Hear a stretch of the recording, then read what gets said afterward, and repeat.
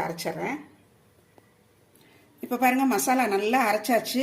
இதில் வந்து பெருஞ்சீரகம் மட்டும்தான் போட்டிருக்கிறேன். தேங்காய், ஊற வச்ச முந்திரி பருப்பு, பச்சை மிளகா, உப்பு, பெருஞ்சீரகம் மட்டும்தான். இப்போ இதில் கலந்துடலாம். நல்லா கலந்து குக்கரில் வெயிட் போட்டு ஒரு 2 சவுண்டு வர விடலாம்.